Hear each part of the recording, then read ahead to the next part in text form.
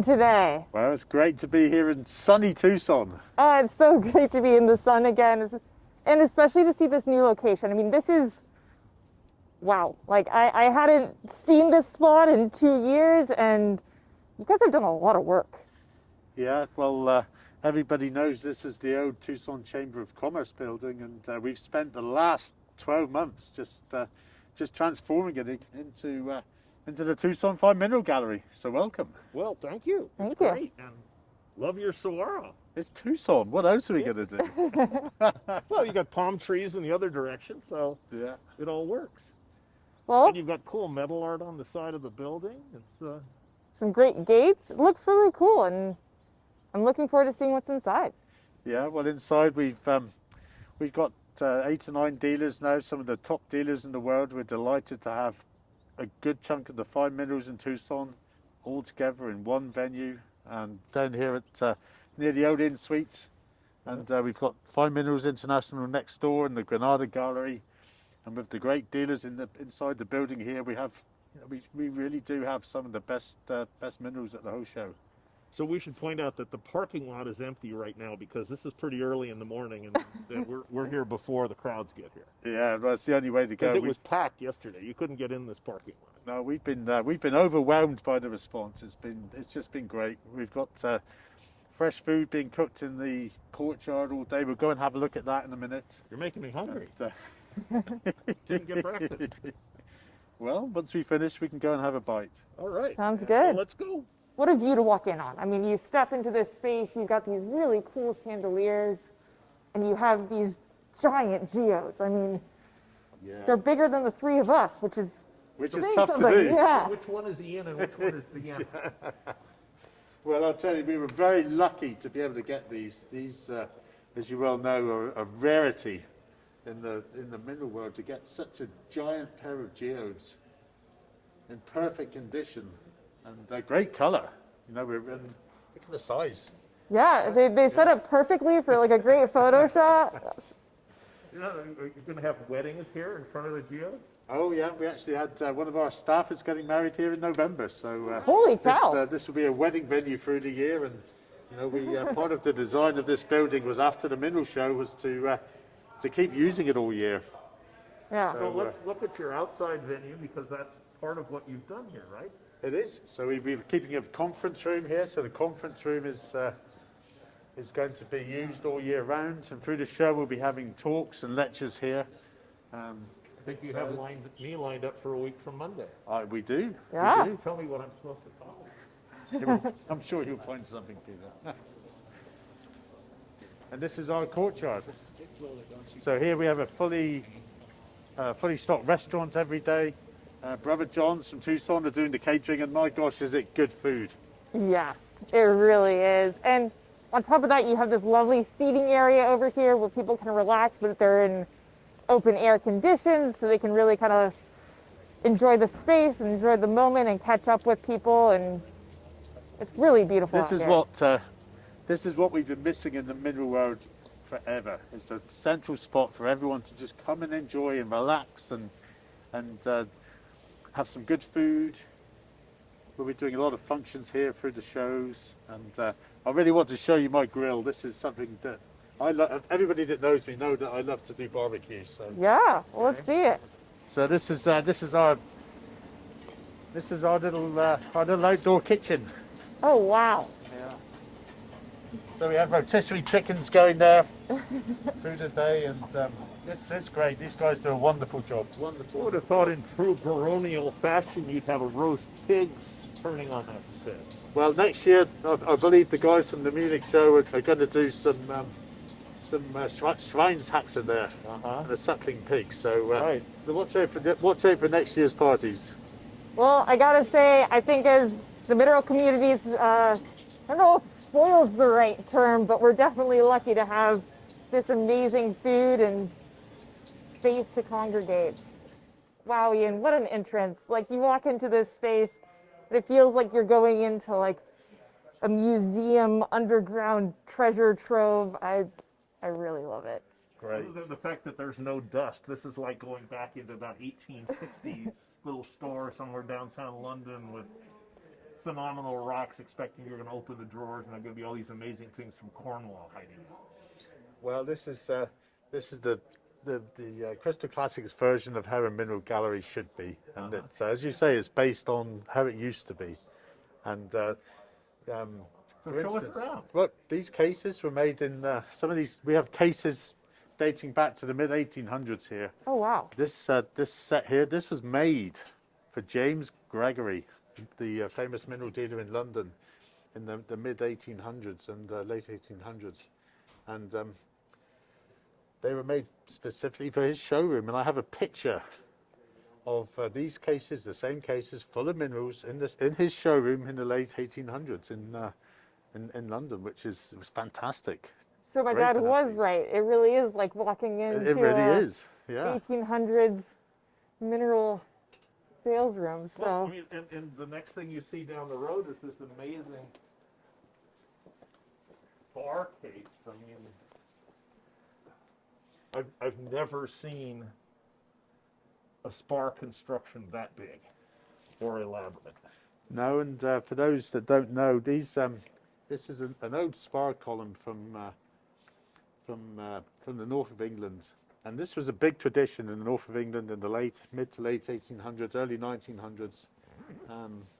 The miners in their spare time would often make these and sell them, and this one was made in the Egremont area in Cumbria, northern England, late 1800s, and it's all the specimens in here. There are thousands of mineral specimens, and they've all been constructed into this this tower-like piece of art, and all the specimens you've got specular hematite, smoky quartz. There's aragonite, there's dolomite, there's calcite.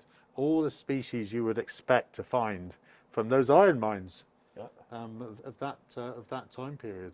This is the largest one known, and it's quite remarkable it survived, because very few of them did survive. Where did you find it? This belonged to David and Liz Hacker, some of our really close friends, and they'd had it for years, and they thought it very apt that they sent it to me. So no, it's a spectacular, literal capsule of history, both of the mining district, but also of the culture that comes and surrounds and forms around these mining districts as well. Yeah, absolutely.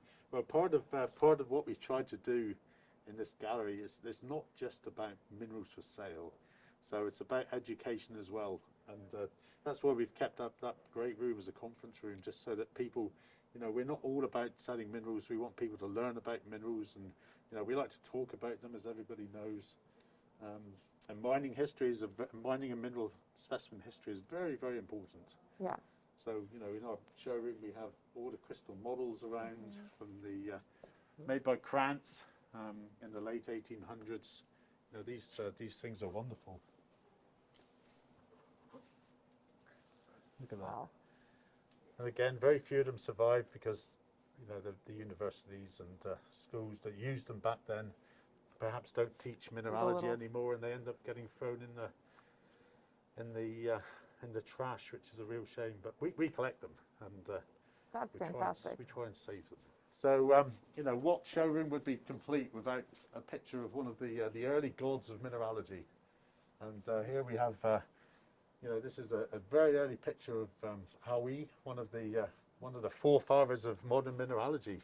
These guys were so smart, and it's important for us to remember that they helped create our whole world, the world of modern mineralogy.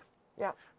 We buy so many mineral collections worldwide that typically whenever you buy a nice old collection, there'll always be some part of history, mining lamps or crystal models or some sort of mineral related mining art, and we end up keeping it. It's just a great piece of history, and we're very proud to be able to share it with everyone here. So you know my passion for Sumeb.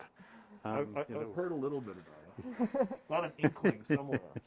So Sumeb is very dear to us, to me personally, and to us as a company. One of our big specialities is Sumeb minerals. And over the years, we've handled most of the big Sumeb collections that have come to market. And occasionally, you'll find a collection with, again, great history. And one of the great collections we bought was in Cape Town some years ago, and we as part of that collection we ended up getting some great memorabilia, and I'm going to walk just back here to show you something that's wonderful. You know, this is a snapshot in time, and it just shows what a pain in the ass mineral collecting can be for mining companies. So Brian has to come around and just focus on this little letter. This little letter was to all the miners and workers at the Tsumeb mine in 1974. The general manager was a guy called Mr. Ratledge, and it was very apparent to them that the amount of specimens that was coming out of the mine was becoming a real pain, because they were going through at that time it was just before the dioptase started coming out in the second oxidization level, and they had huge amounts of superfine specimens. And here he is writing to all his staff, just saying that, guys, just please stop taking all the specimens and do some work, because you can imagine what a problem it became for the mining company, because every time they blasted there was a new cavity of specimens. And here we are, 1974, please stop collecting mineral specimens and just throw it all in the crusher, we need the ore. So one of the other great things that we're very proud of is back in the late 90s, when the Tsumeb mine went bankrupt as part of the Tsumeb Corporation, we took the lease on the mine for a couple of years to try and reopen it for specimens. And during that time, we looked very carefully at the upper levels where a lot of the best things came from. And these are the original mine maps, which are just outstanding from the upper levels, dating from the early 1900s up to about, I think, mid 1920s. And it's great to just imagine the amount of mineral specimens that came out of this block of ore, from surface down to about 8 levels, more or less the richest part of the upper oxide zone. And when you read the old reports about what they found and some of the structures in the upper ore body, it's incredible. There were two big remobilized supergene structures there, the Hagenstrom and the Bogenstrom. And when you read the old reports, they were mining mimetite ore and azurite ore, you know, super rich, high grade things, and it was straight to the smelter. You know, it was so rich. Oh my gosh, we'll never know. You know, we will never know. But all we can do now is read the old reports and just think, oh no. Well, someplace like Milpitas actually gives you an idea of what that was, because that was one that came into production in 2006, closed, basically having exhausted the oxide zone by 2020. Yep. And so amazing things got out, a fraction of what there was. Yep. And the rest is just something copper for us, wire. or something for our fervid imaginations to think about. Yeah. So before we look at minerals, I know Lauren's getting really You gotta show us the rest. really of it. excited Yes. here. We're going to look around at the rest of the gallery. So every good mineral showroom needs to have its own English bar. Yeah. Yeah. So this is part of what we like to do, so people can come here and then just enjoy the experience. We have fresh coffee and water and some nice wines and things. So it's just part of who we are and what we like to share with everyone. It's fun. I know Peter's tried a few, so It's definitely bringing the English element here, and I love how this gives you a feeling of like a space that you can really enjoy, and also inspire. You know, it's like a Pinterest board. It can inspire your own home as well. and that's part of it. You know, integrating nice mineral specimens into the home is when it's done right, it can just look great. So this year we decided to recreate a home environment and just show people what our vision of our home environment is. And those of you who have been to England know very well that this is kind of how our own place looks like. So And I love, like, well, you know, I have a personal bias towards Santa Eulalia, but I love these calcites that are in here and the way that they intermix with the mineral books. And I'm obviously partial to mineral books and the kind of the way that they integrate the history and the knowledge, and you can open them up and share them with people to show what's possible when you have something like this, which inspires friends when they visit. yeah. They get to see it. This is fantastic. Yeah, I'm glad you like it. And you know, again, every good mineral showroom should have a private area to show maybe some things that are just lovely. So my prize specimen is in here. Let's go and see. Oh, the secret door. Oh, hey.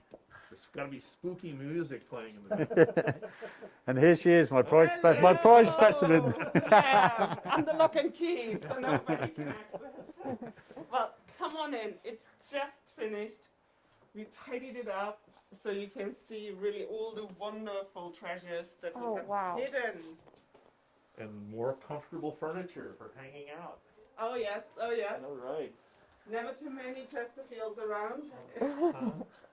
So in these cases are just some lovely specimens. We were very fortunate to have picked up a couple of very good collections since Munich, the Munich show, and we're presenting for the first time the collection of Michael Gunther, who was one of our customers for about 30 years in Germany, and he and his brother Martin put together one of the finer collections ever put together in Europe, and they had impeccable taste, impeccable knowledge, and an incredible collection of fine display quality, rarities, and old classics. A lot of great history here. A lot of things that normally you don't see on the market, so it's there's a lot to look at in here. Absolutely. I think one of my favorites must be the Iranian specimen up there. Easily overlooked, but Oh, the green. How do you miss that? well, no, not the green, but the locality of it. So without knowing, because they're so rare, you don't really see them. So you just think, oh, right, that's another androdite, you know. But locality is important on this specimen. I think it would be special without being from Iran, and then being from Iran, it makes it like that much more. Yes, definitely, definitely.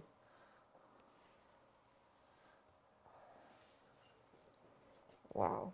Yeah, so it really is one of the nicer Uvarovite garnets we've seen from Iran. It's a beautiful thing. Big, well-formed crystals. Very rare to get something this quality from there. I also love how it gets almost that like grass green as you get towards the edges of the terminations. Makes it have even more of a three-dimensional aspect to it. It's a beautiful thing.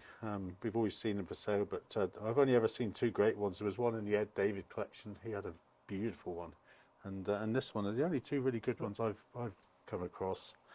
And I agree with you, Lauren. It's a real shame we have these political boundaries at the moment, because some of the mineralogy of the ore fields in Iran are just outstanding. Some of the world's best supergene minerals, and I think in the next 100 years, hope as things settle down in the Middle East, we might see some good production from that that part of the world, because the ore deposits, the mineral specimen deposits there are just some of the best in the world.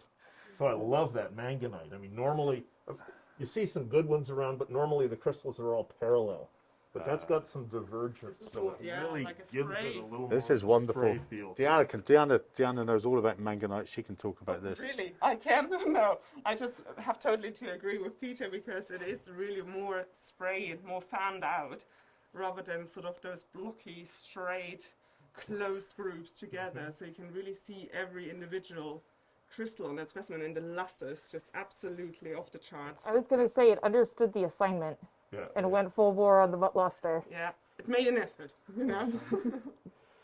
Yeah, over the years, it's one of the nicer ones we've had.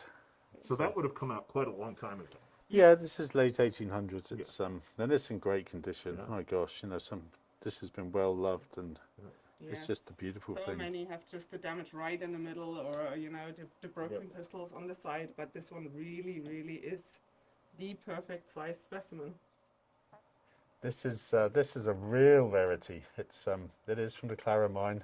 Peter wishes it was a Mexican one, but it's it's one of the few places in the world you get great scoridites, and the Clara mine, and they're so rare from there. This is beautiful from this barite mine in the Black Forest.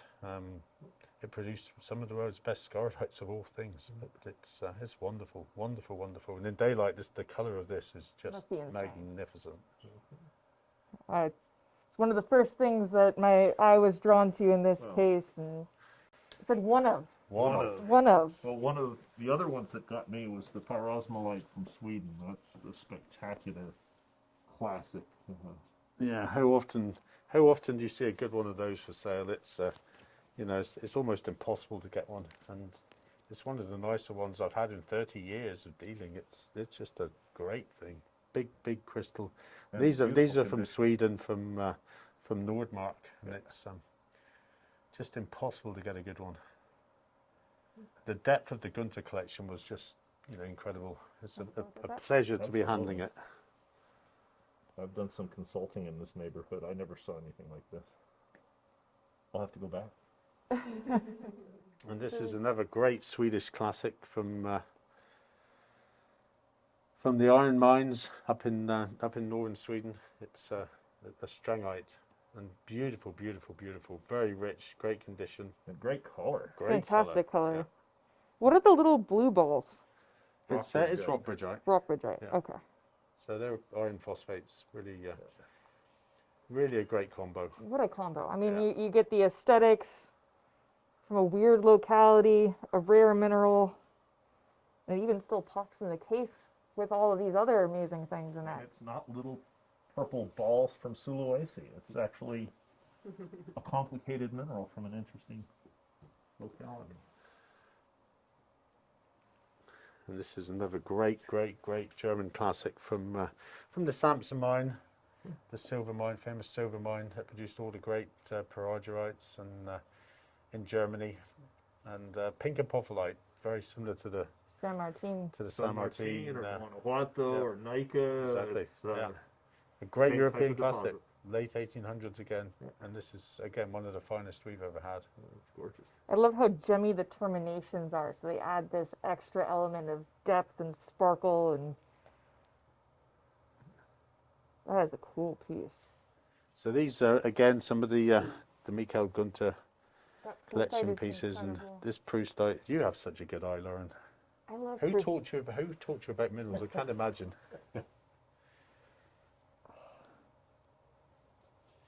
That is such a great piece. And it's Czech Republic, right? And it's Czech Republic, yeah. Two It's sides as well. I know. I can dream. and this is just wonderful, you know, to get an undamaged, large, equant You got Proustite Oh, crystal. oh. Yeah, you Yeah. get still the really red fire. really red Yeah. is in there still. Yeah. Wow. And it's great with a nice old label. Look at that. Wow. Look at that. Here, I'll let you hold that, or Just a second, let me put the flashlight down so I'm not trying to do two things at once. wow. Chalcopyrite on the back? Looks like a little dust. Yeah, a little dusting of chalcopyrite. That is spectacular. This is just wonderful. This is wonderful. Have you ever seen anything like that? In my dreams. Incredible. So you've got a wire copper, crystallized wire copper, a nice little bit of matrix there, and on top you've got this huge bunch of grape-like native silver crystals from Michigan. Again, 19th century specimen, super well formed. Look at the size of these silver crystals. I am obsessed with these, what we used to call half-breeds, the copper-silver combos. The geochemistry and the formation that's required for this, and just, I love it. Yeah, it's one of the nicest half-breeds I've ever seen, especially the combination of those huge silver crystals with the copper wire. You know, we've resisted every temptation to over-clean it. You know, in today's market, so many specimens get over-cleaned, and we chose just to keep it as it was, a nice natural patina. And The patina on the silver is patina's lovely. gorgeous, Yeah, too. yeah. This is a lovely specimen. Love how you see, you know, when you look at it, you get the different aspects of the crystals and the hoppered growth of the terminations. Yeah, lovely peridgerite from Saxony, from Schliemer, the town where my wife was born.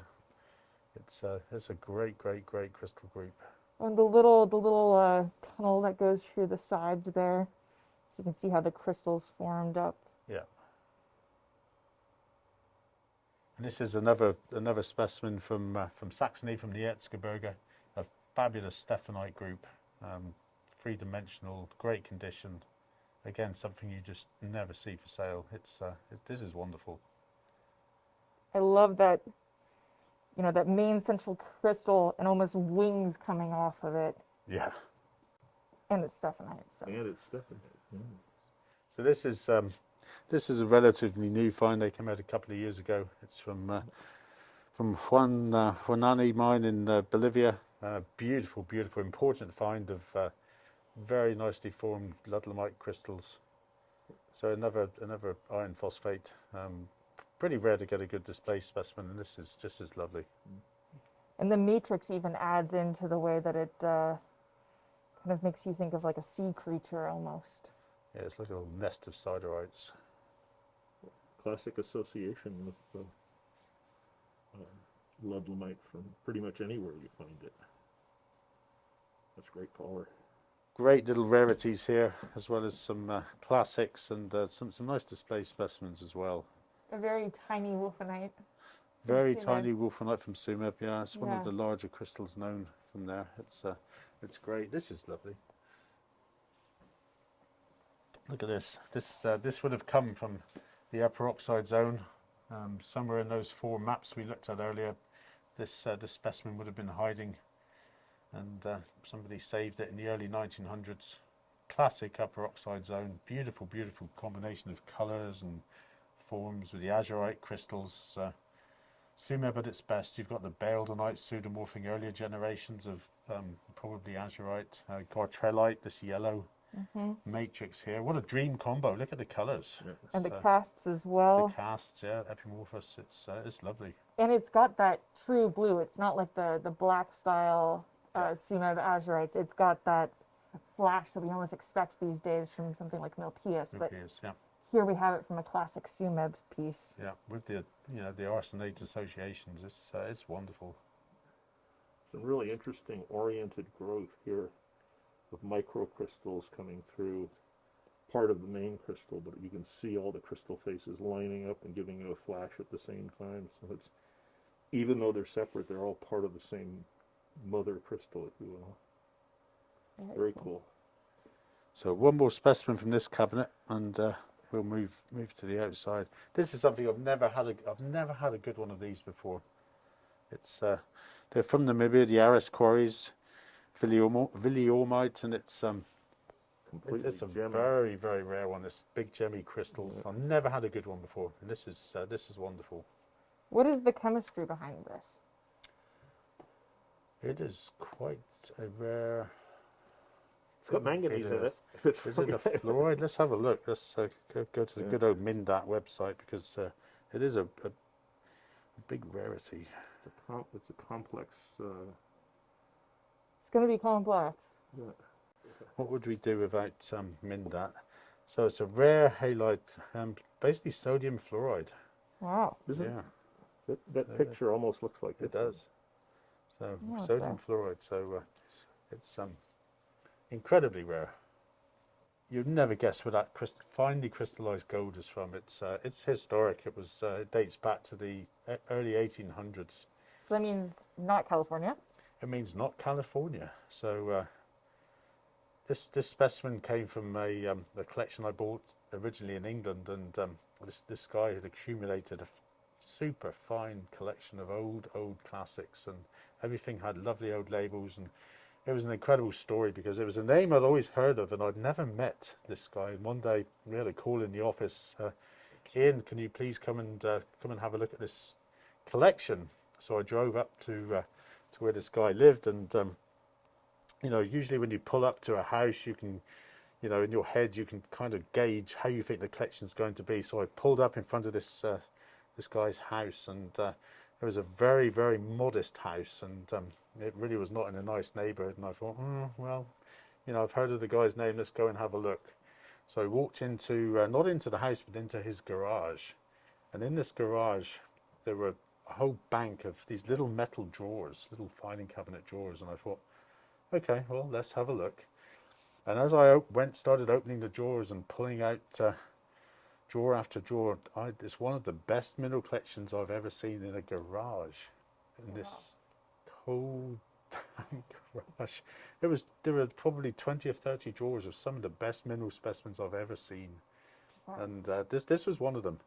And it's from Brazil. It's from Moravea. So very, very, very old, very, very old location. The only good specimen I've ever seen from there. Very nicely crystallized. When you were talking, I thought you were going to say, oh, it's Cornwall, or No, we never got gold quite like that in Cornwall. a little more reticulated. Yeah. So let's go and play in the main showroom, and there's good. a lot to show you in there. In this showroom, everything is themed. There are just over 15,000 good mineral specimens here in the cases and the drawers. And it's only when I was speaking to a museum curator a few weeks ago, and I showed her pictures of the gallery, and she really made me think. She said, how many mineral specimens do you have in here? And I said, well, I can look it up on the computer and tell you exactly. And it was just over 15,000 specimens to fill this space. And she said, Ian, you do realize that most national collections have collections in the 10 to 20,000 range to be a good collection. And it really made me think, we're very proud to have this stock. It's very varied.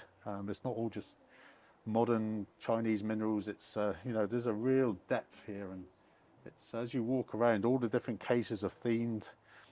We don't have everything, but, we try. We try. So most of the old classic locations and new classic locations is a good representation of everything. It depends on what collections come in. Yeah.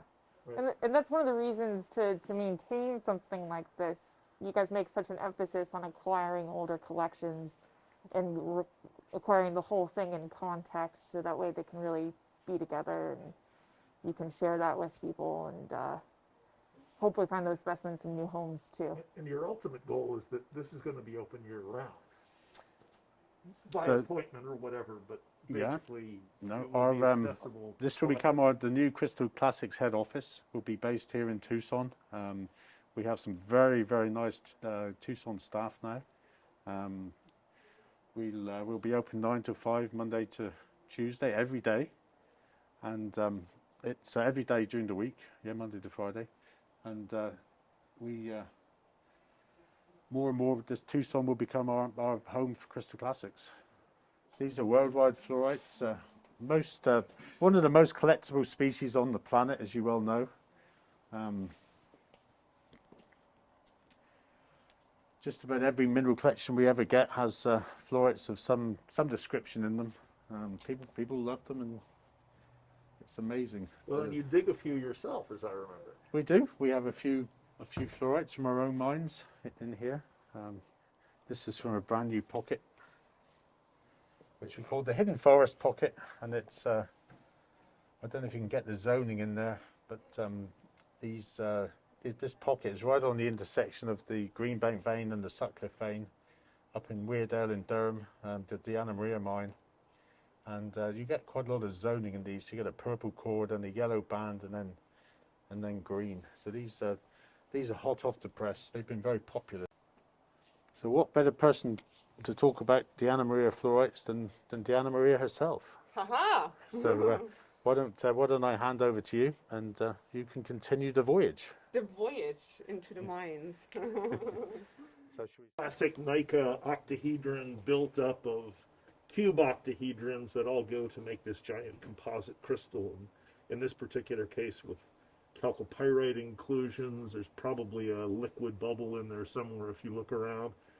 Just really architectural the way those specimens build up like that. Even though it can't maybe sort of win you over with the lack of color, but certainly with the composition and the way that is really geometrically shaped, this specimen, that should be a real draw. What is the elongate crystal in there? Probably arsenopyrite. But the other thing that I'd point out about something like this is Nika is a carbonate replacement deposit. I've got it. Just And slower so for Brian. this basic shape of the buildup of the octahedron with the subsidiary crystals, you can put this right up next to Yes. this Chinese specimen, which comes from a very similar geologic environment, and it's exactly the same style of buildup of that crystal. Yes. So just by knowing a little bit about the deposit type and the crystals it form, it lets you make the link from Mexico to China to Eastern Europe to a number of different places. And mentioning Europe again, I think one of the really interesting specimens here, old, is this really nice Italian. Italian. Yes. Corvara, man. Zoning there. Phantoms and zoning, yes. So again, might not be the most attractive one for color or lack of color, but certainly the locality where it's from is something that gets hearts racing when you're a fluorite enthusiast. Well, this is another one of this theme that runs through this gallery of European classics. This isn't the kind of thing you see. I mean, I'm not sure I've seen another one outside of a museum in 40 years of collection. Sure. There you go. Well, before we get completely lost in fluorite, can we move on to some silicates? Oh, yes. We can do something different. But we can look at another thing that's very colorful. Yes, another thing, colorful. Well, we might even find the famous hot pink that Lauren really likes. Right, colorful. Well, what's not to like about blues, pinks, greens, reds? And it's great to finally get to see these hot pink tourmalines cleaned up and together, and obviously quite a few of them managed to find their ways to new homes, but the color really is incredible. The color still is really incredible, and it has not ceased to amaze us with obviously the zonings, and as we described once, when you were there when we found this and had it delivered, I mean, you just look at this one and you have really those, I hope we can get it, so you really have sort of a sherry color through to a pale yellow, green, blue, pink, and then I don't even know what you call this, like carmine red? Cranberry. Yeah, cranberry. You look at one specimen I really want to point out is this new find, the morganites. So super cute. Again, Lauren will love this size. Matches her shirt. This is A sharp crystal. Highly modified. And intense. I mean, it's not a pale pink, although the crystal is relatively small. It's really nice. I love how this line of terminations has that matte aspect, which really makes the luster on the other terminations stand out. It's a really cool piece. It fit perfectly in my collection, although this little Flora Appetite's pretty cute too. I thought you would notice that straight away. I mean, Number of localities. this one's from Golconda In Brazil. in Brazil, and just that purple to blue I just want to say, I transition. hope the camera captures this purple, almost pinkish hue that's within the crystal.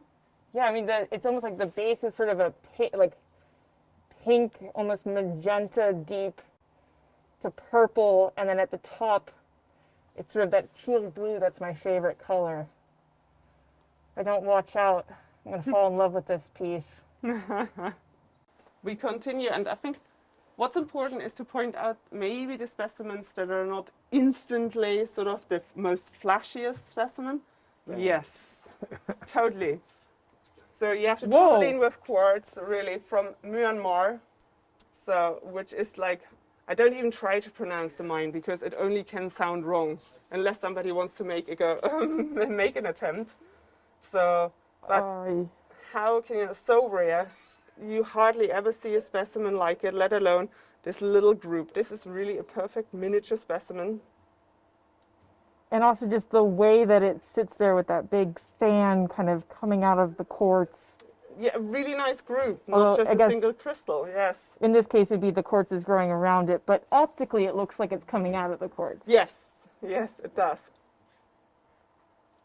You look at things like the tourmaline from Paprock here, and you look at this blue, this glow. I mean, it looks almost like the iridescence in the top layer of the crystal. That's magnificent. So, and they might not be the ones that you instantly are drawn to when you walk into the room, but they are the ones really when you spend time that have the detail. Blue looks like the electric blue you get on some butterfly wing. Totally, yes, yes. Yeah, this is from Namibia. Yes, it's a Namibian tourmaline. And just that blue is absolutely ridiculous. But I guess what I was about to say is that's one of the special things about your gallery is you guys have, you know, those standout, knocks you out from across the room specimens in the same case. So one where you have to look a little bit closer.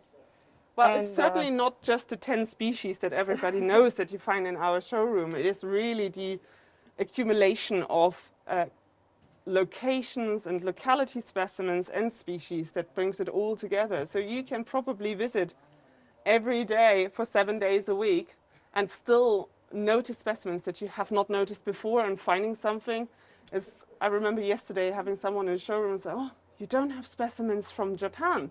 I'm like, that's not true.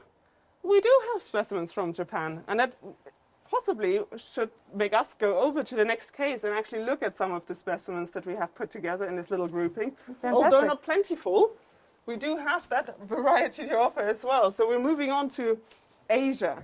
So not only Japan is on the cards, like this grouping, and there's one specimen in particular that I find is interesting, not only from a locality aspect, also from the historic aspect. So you have this chalcopyrite from Ani mine from Japan. And maybe, Lauren, if you hold the specimen and show it to Brian, and we can delve into the little label. Get a little deeper into the light. Is that better, Brian? Yeah. So, and they come really with these historic labels. Oh, wow. So, and that is really something that we emphasize a lot when we buy collections, to keep the history intact, getting those labels with the specimens, keeping that together, to really show this is not something that's just mined yesterday or last year. This is historic. And as you go through this case, there's so many things to point out. I mean, obviously the obvious locations like China, Afghanistan, but then you have also really, really nice, I mean, from China. What's not to love about the acanthite? I'm surprised you haven't spotted this straight away. Well, we were It's focusing sort of down on Japan, so I had to. Your eye level. So things like this are just like, wait, what's this? So It from also looks Honda mine in there's- China. There's little silver crystals on there too. Could well be. It does, Over here it in the does corner, look, these little guys? Here, yeah. Yeah. Is that better, Brian? Mhm. These little silver crystals in here. That's what they look like. Probably wires rather than crystals. Yeah, they look like. Yeah, they look a little more wiry. I'd have to Very put. slightly desulfidized. So you release the silver and grow little wires of silver on the acanthite. Chalcocite from Kazakhstan. Don't think I have seen one before. It's very cute.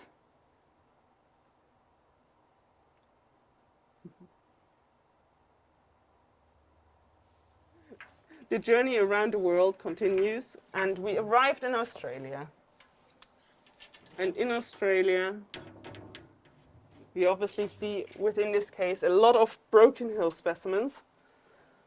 Broken Hill, probably one of the more better known locations within Australia for specimens that produce really all kinds of minerals. So you look at cerusites, you look at spessartines, wolfenites. So really a huge variety of specimens.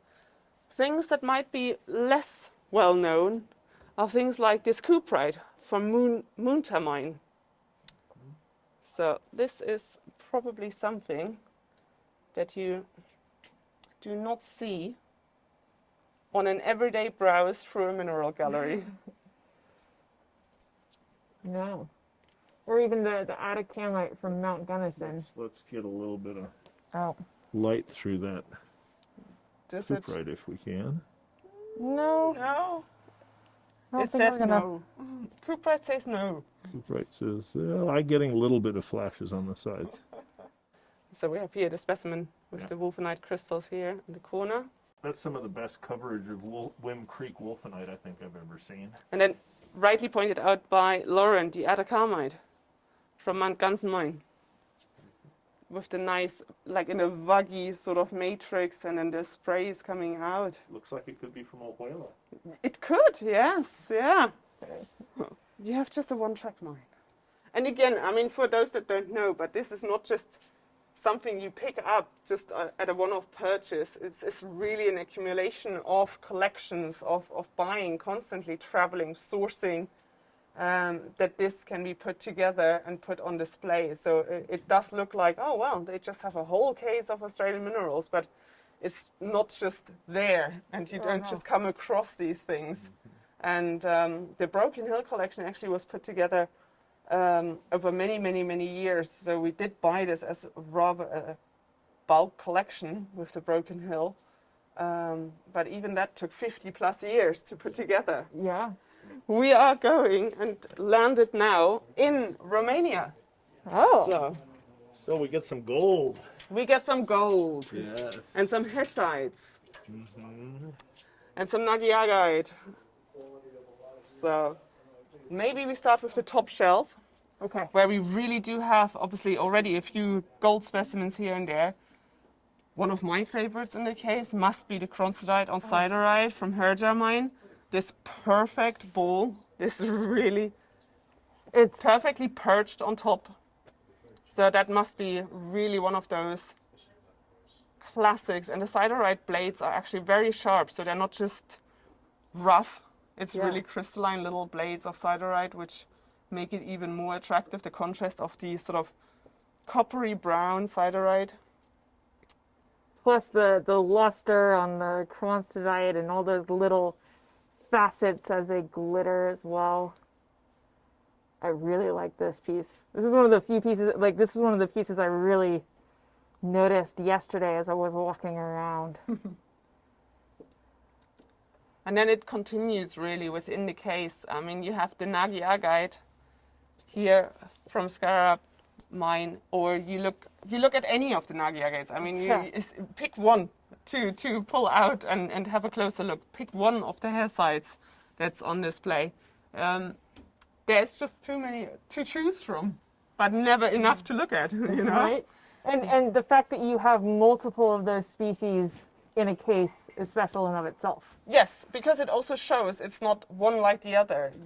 You really have to look, and you could just have several specimens of nagyagite from the same location, but they look all different, and they all have a different, like, attractiveness.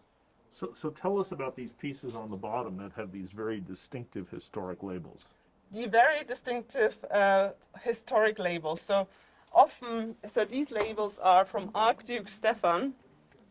So, and he put together in the 19th century one of the most complex collections that ever existed. So at one point it was talked about 35,000 specimens that he put together. Wow. But what happened is, unfortunately, when he died, the collection was laying unattended in his castle for almost 10 years. So nobody really took care of it. And Rumpf then acquired that collection. So Rumpf was also a mineral enthusiast, and he then took labor of love, applied little labels and described them all. And after Rumpf had barely a year time to process this collection, and it was then moved into Berlin. The Berlin Natural History Museum acquired the collection, and it was donated by Rumpf in his will. And what they've done, so you see some labels are really nice and they're complete as we positioned them here, but some were cut to size because Berlin had simply not the space to fit the labels that usually were then much larger than the specimens, so they just cut them down. So not many of those labels have actually survived. And that is really sort of the history about these specimens. And as we enter sort of the First World War, a lot of specimens were destroyed, the museum was bombed, so not a lot of specimens have actually survived in that collection, let alone being dispersed into private collections. Sorry, my eye keeps getting caught by this specimen here, and if I can get it with its base. And I realize this means I'm taking us off the topic of that. Get back to the really attractive specimens. Get back to the gold. Yes. Well, just the way that these almost laid feather is not quite the right word, but these plates of gold. They're really cool, and it's so fragile looking. It is and it isn't. I mean, But that's the thing about gold is it has some robust aspects to it, despite the fact that it looks like if you look at it funny, yes. the petals as they were are gonna. And that's one of the beauties about minerals. I mean, this is a piece from Romania, and you know you have these specimens that are older, Yes. and we can appreciate them in the same way, unlike say flowers where the plants probably died a while back. Yes. But we've But got it is these beauties. interesting to see, sort of, just when you look at this one location, they might not be the most attractive if you compare them to Californian golds, but it gives you a glimpse, sort of, that is the quality that those locations have been able to produce. It puts it, and it is the difference, obviously, looks-wise, to the nice, shiny Californian ones, but it is making you not appreciate them less. Well, but if you're a gold collector, you have to have some specimens from Romania. It's one of the classic localities for gold, and so it needs representation. But this is like a wine drinker. You can't just drink New World wines, you have to drink Old World as well. Classics. So, South America. Here we a couple go. more of the new Ludlamites in there. Yes. So I think another one to point out is definitely the Gratinite from Terra de Pasco from Peru. Type locality. Yeah. And cute. Cuter I than don't- Lewis Carl Groton was, that's for sure. See, but only a true mineral lover can say this is cute, because the majority would look at this and say, what is this gray blob? Yeah, but look at all these little huge little crystals I at the couldn't top. agree more with you. I couldn't agree more with you.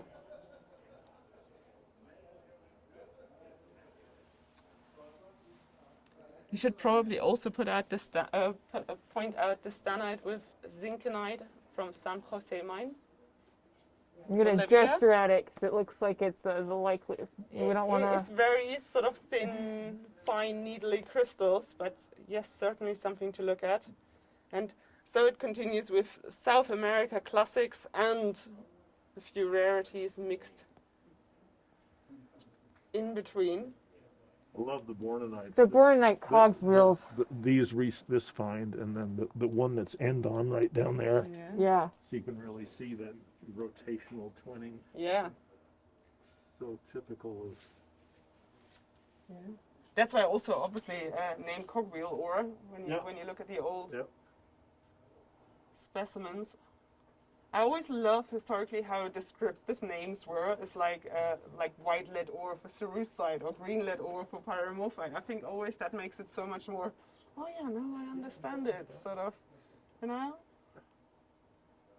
Well, and don't overlook that rhodochrosite, Lauren, from Chautauqua up in the upper right corner. That This single, beautiful single red gemmy Yeah. crystal. The one that looks like it missed the memo and originally came from Santa Eulalia or South Africa. Well, Yeah. Chautauqua and Santa Eulalia actually are geochemically very similar ore but that color is far more South sort of Africa. entrancing, you Yeah. know, than you would actually think for Chautauqua, yeah. I mean, there it's more this blood red, sort of this little hint of brown within the red, but this is really nice strawberry red. Diana had to rush off. We're so busy with appointments, so she's rushed off to UK Mining up at Mineral City to meet some clients. So we get to talk about Mexico, One of my favorite subjects. and I'm probably better off just standing here and listening to the Mexico master at work. Well, I Off don't you know go, Peter. But a great selection here. You've got some classics. I mean, that's a gorgeous Fleur burger right down there on the bottom. I mean, the root beer tourmaline, most people aren't that familiar with it. Tourmaline collectors aren't that familiar with it, but it's a manganese-rich tourmaline. Mexico is the type locality. Many people believe the locality is lost, which is only partially true. But that's a superb example of the species. And think I saw you had another one somewhere, but that may have been in a different room. Oh, it's in the drawer. Oh, yep. Yeah. It's a great classic. And then the other end of the spectrum is these icicle-like calcites that came out of Santa Eulalia. There were, I don't know how many thousands of specimens from the overall find that came out, but a very few of them have these completely transparent icicle-like tips. You don't want to touch them. They are fragile, but Yeah. just almost like hoarfrost crystals. Just I just spectacular stuff. Love these last stage little calcites as they, you get these big, long icicle styles, and then you get these little crystals that add glitter at the end. Especially this lower portion in here, and definitely some specimens I'm in love with. Yeah. Some of the classic amethysts coming out. This is the style that came out last year, the sunbursts with the deep purple tips. And of course, a few San Franciscos, a number of Los Lamentos pieces in there. Just a great combination of classics and new things. Lauren, what's that thing down in the lower corner right up front? This guy? Yeah. This is a wolfenite with vanadinite and dolomite from the Erupcion mine in Los Lamentos. A different take on a well-loved classic. Yes, it is. And of course, a smattering of bulliites and comengites. And a volberthite that's very cute. And then, of course, there's this Esmeralda mine hemimorphite, one of those big blue ones. It's actually the Bocoina mine, but Oh, it is from Durango, though. It is from Durango. It's actually from Guadalupe, Victoria, not much Australia. And that's the benefit of having you go through a case of Mexican minerals. Preferably before they write the labels rather than. Yeah, thanks, Peter. More work for us to do. Well, maybe you'll sell the rock first. And this is a case of US and Canadian classics. A big amount from the Michael Gunter collection. Lovely suite of Mont-Saint Hilaire, which is almost impossible to put together these days. He obviously had a passion for it. And But the Hessianites, the isolated Hessianites on the matrix, Yeah. right there, those are really. from Jeffrey mine. Although, Yeah, the Jeffrey. I love them when they're isolated like that, and you don't see that very often. They're much more often the complete crystal against crystal groups. A leafite, which is from Mont-Saint Hilaire again. A little crystal ball up there. That's a good rarity. and with these collars almost of the pink material. Sarandite. Oh, okay. Sarandite with luster.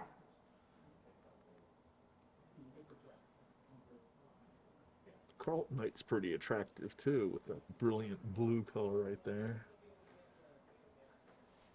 Yep, that's very nice. This I'm proud of. A nice catapleurite. This is again very rare to get a good one. Nice suite from Yeah. Mont-Saint Hilaire. We don't often have good things from there, but at the moment we do. This I love. It's very pretty. Crystallized native copper from the Calumet and Hecla mine in Michigan. Yeah. And great history with this thing. So it originally was in the Seaman Mineral Museum, and they obviously exchanged it out. And it's great history. It was found in August 1939. How about that? Wow. Yeah. Obtained in 1999. From just from an old collection, and lovely patina on it, just like a little copper flower. So that's a beautiful specimen. It's really cute. And it's something I haven't had for years. Zexterite. Look at that. Something you just never see a good one of, and I'm really happy to have that. From Okanagan County, Washington State. And it's cute too. It is. You could go collecting there. And only a few hours from the house. But I don't think I can find something like this anytime soon. Don't be such a pessimist. You got to get out and do some digging, and that's somebody went out and did digging and found that, so you could too. We're expecting next year big ones, Lauren. Yeah. Okay, I will work on The that. challenge is on. Wonderful suite from the European Alps, and a few classics thrown in there. So we have everything from very nice old labels with this very early Bourg d'Asson quartz group, lovely Gwindals. The axonite at the top is an alpine axonite from Switzerland. Great classic. Number of nice Eisen roses. Yeah, Oh, nice yeah. smattering. We got Swiss ones, there's Austrian ones. That's very cute. Yeah, that's a lovely The one. Gwindal, freestanding Gwindal that tapers to the end is pretty cute too.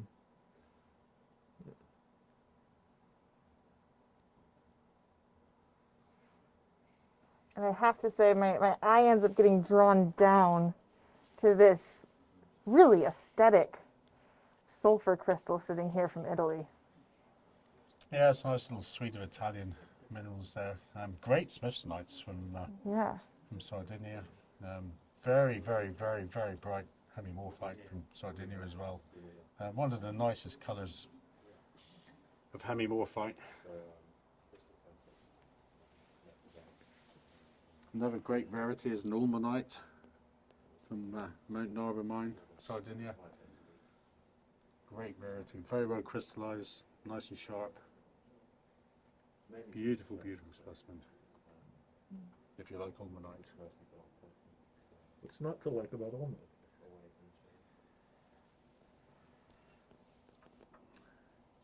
And this is something for the feldspar collectors. That classic, classic, classic. Again, something you just very rarely see for sale. It's a very nice group of orthoclase crystals from Bovino in Italy.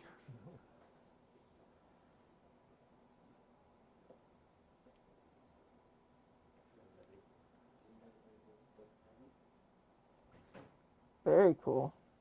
That's so ugly, but it's quite an important specimen. Where's it from? From Greenland. From It's a Greenland? wonderful, wonderful crystallized cryolite from Greenland. It's one of the real rarities of the mineral world is crystallized cryolite, and the best ones came from Greenland. The deposit's now exhausted, and very rare mineralogy. What is cryolite? Sodium aluminum fluoride. Sodium, it's okay, so I missed out the sodium, but yeah, incredibly rich thing. This is a cool piece. This little boronite tower from Pribram.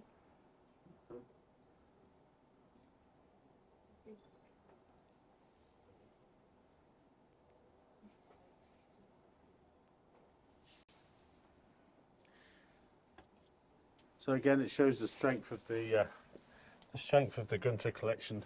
Yeah. Great classics, well crystallized, very well chosen. It's a pleasure to have customers that really know what they're buying, and over some decades, if you buy right, you can accumulate a collection that is just phenomenal. It's a pleasure to handle minerals like this. And this is another selection of great European classics. Pyromorphites and mimetites and wolfenites from different parts of Europe here. This is a nice rarity from El Horcajo in Spain. Lovely old labels. Very Love the rare to almost get a good one. chartreuse-esque color.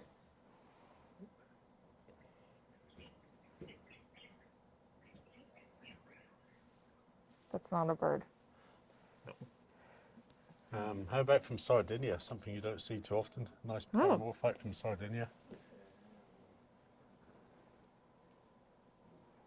It's actually surprising you don't see more from there. Yeah, Yeah, I think those mines were quite early, and the oxide zone was mined away at an early date, I guess. Typical of many European locations. Everyone's favourite Blaublaerts, blue lead ore, and this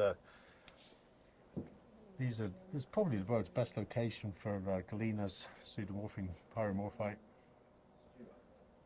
I think it may be hard to say best because I'm not sure how many other localities there are that do that. There are quite a few. Really? There's Huelgot in France. There's Okay. the type location was Jopau in Saxony, Yeah. where they first found them. They're not very inspiring there, but in Cornwall you get the great ones from Wheel Hope, which Okay. produce very pretty. But still, the crown for Blaublaerts belongs with the Germans.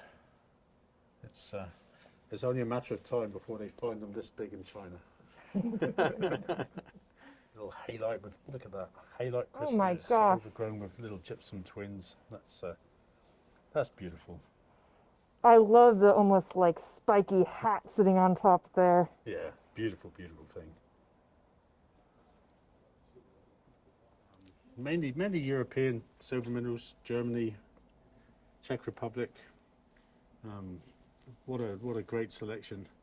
A few South American ones in there, but what a great selection there.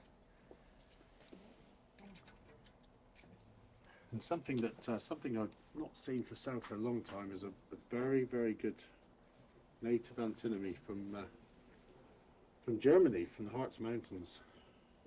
Looks like it's from an old collection. I see a date of 1889 on there. Yeah, I think it's an old Rumpf label, and it's Yeah, it is. This is great. Great, great, great.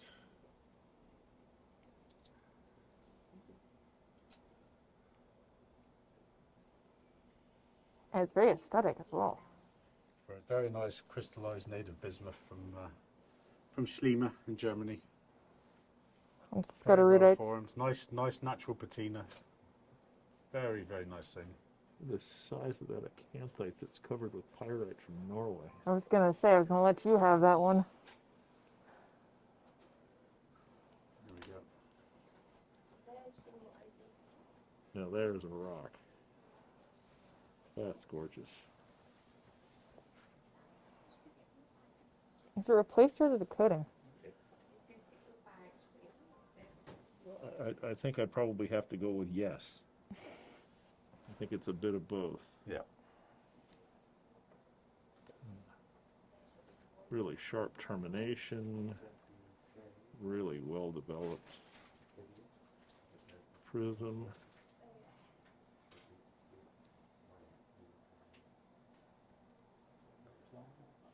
I've never heard of these. Where are they? Where is it from in Norway? It's from the Kongsberg ore It's field. from Yeah, one Kongsberg. of the mines there. Wow. And this is something I've not had before. It's a good specimen from the Sainte Marie aux Mines ore field in France.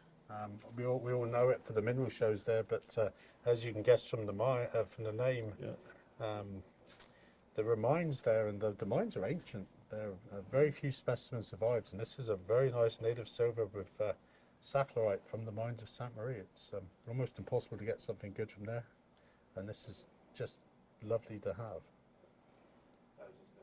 Of course, English minerals, Crystal Classics will always have nice English minerals, I hope, and they get harder to get. And when we pick up a nice old collection like this, it's a pleasure to have so many really nice British classics. A lot from Cornwall, a lot from the north of England. This little section here is something I'm very proud of. It's a smattering of many copper arsenates that came from the Real Unity and Real Gorland mines in Cornwall. Most of them date from the mid 1700s to early 1800s, very, very early when they went through the oxide ores there. It produced great laurocanites, with stratiamerite, clinoclase, a livenite, and this is something you really don't see very often. Is a great conolite. We know them from Bisbee, of course, but some of the very best came out very early on in the upper parts of the ore bodies of Real Gorland and Real Unity. in 30 years, I've only had 3 or 4 nice ones, and this one's very rich. Great The color. color It's is just a insane. spectacular little matched suite of the most famous minerals from that mine. Yeah. They're matched in size, they're matched in quality, probably matched in age more or less. Yeah. Yeah. That is a cool piece. That's a cool piece. And you know, over the years, as time ticks by, you see old friends come back, and I was delighted to get this specimen back. It's even got one of our very early old Crystal Classics labels, which is that's one of my old handwritten labels dating back to, gosh, back to the 1990s, I guess. Look at that. That's an old Crystal Classics handwritten label when I was based in Devon. Wow. You know, nice Sir Arthur Russell label, so it was obviously originally in the Russell collection. Yeah. And it's just nice to see old friends come back, and it's great to have something like that come back. It's one of the fun parts about keeping the labels is that you get to see the history on the specimen. Yeah. So that's a great kind of glaze. Originally called beetle ore by the miners, because if you think about it, back in the late 1700s, there were no proper mineral names. So the miners had names for all these things based upon what they looked like. And Kleiner clays, when they're bigger crystals, they look like scarab beetles. So they called it beetle ore. And you can imagine the thousands of tons of beetle ore that got sent to the smelter to make copper. And this is again back to the real reason for these things being mined. It's Yeah. now that was Few beetle ore. survivors. That was beetle ore. The Leuroconite was termed 8-sided copper ore. 8-sided copper Yeah, ore. so if you look at a crystal of Leuroconite, it has 8 faces. Yep. So they called it 8-sided copper ore. That's what it was. And they must have seen large enough crystals that was the easy identifier Yeah, for it. It's yeah, not imagine little that. tiny guys. Imagine that. Of course, everyone knows the one in the Truro Museum. The one in Truro Museum's the best, yeah. And this was back to the Kleiner clays. This was blue velvet ore. So they obviously had enough of that where they thought it was ore. So blue velvet ore. Send it to the smelter, guys.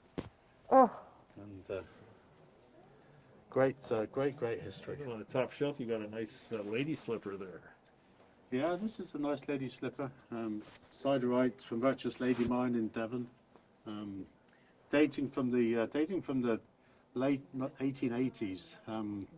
Virtuous Lady Mine was a quite a rich copper mine, fairly small, and it's right on the banks of the River Tamar. And when they were mining the ore body, they found a lot of cavities. It's a metasomatic type ore deposit, and it produced these oddities. And if you look at the shape of that specimen, it looks like a Victorian lady's slipper, hence the name, lady's slipper. And when the mine closed, they actually worked the mine for 3 or 4 years just for specimens. of the lady slippers. So, lady slippers, the capped quartzes, and the miners' boxes that came from there, the siderite after fluorite. So an early example of mineral specimens being mined for specimens. Right. So it's perhaps one of the first mineral specimen mines. Well, that's a great link, because it ties back to your background in Cornwall, Devon area, and early collecting, commercial collecting, Yeah. and then to what you're doing now in northern England, in the Weardale area. Yeah. So it's the circles are closing on themselves again. That's right. Yeah. And, History is a spiral, not a line, as it were. That's right. A vortex. Well, moving away a little bit from minerals, as we had our fluorites from Diana Maria mine earlier, so here's obviously something I themed it to guilty jewelry. You have all those mineral collectors, they're buying one specimen after another, and their wives at home say, "Darling, you haven't brought me anything." Now it's taken care of. Or you could do one step further and get matching earrings and necklace to match your favorite mineral specimen. And it happened yesterday. I had a woman collector and she was really happy to choose a necklace. And then from the sidelines, her husband pipes up, but darling, you should get the matching mineral now to your jewelry set. And she was most pleased about this suggestion, so she could have two at once. So, but yes, as you can see, so it's been a long process, a few years in the making before I finally tracked down someone capable of showcasing the beauty of this very soft stone of fluorite in jewelry. So it is limited to earrings and necklaces just because of the nature of the stone being too soft in rings or bracelets. And the newest sort of creations were those cabochons. Yeah, I was going to say, I love how they've got that iridescence and they really stand out. So we hit that with the UV laser. So they still retain their daylight fluorescence. Yep. The bigger the stone, the deeper the stone, obviously, the more of that will showcase in daylight. So you can see it really with the bigger cut stones that they showcase that very well, that they retain that daylight fluorescence. And it's just a nice add-on to the whole brand of the Diana Maria mine to also do something with essentially non-collectors worthy specimens. Sourcing those and bring those out. The volume is very limited, but we have managed to put together a nice array of different cuts and different settings to showcase that and round off the program. And it all looks very affordable, so it's the kind of thing that you can buy a nice set of jewelry and still go out and buy a flat or two of minerals here and there in the building. Absolutely, absolutely. So you can really do the full Monty, jewelry and mineral specimen without breaking the bank. Well, thank you so much for showing us everything today, Diana. And it's just, what a gallery and what a place you guys have put together here. And it's going to be exciting to see what happens here over the next couple of years. Well, we are certainly very excited to finally have a permanent home here in Tucson, being able to showcase the majority, if not all, of our minerals on display year-round. And it's been a pleasure to have you, as always, showing you around. And I'm sure we could spend many hours more going through each and every case and talking about every single specimen we have on display. But that will just be totally outrageous. It would, but you know, it does still provide people a chance to come and look at the drawers and go through all the specimens, and it's a great reason to come and visit and sink a whole bunch of time in the drawers and see these cases for themselves as well. I think, yes, you haven't seen it, you can't judge, and you really should make an effort to come and visit us down here at the Tucson Fine Mineral Gallery.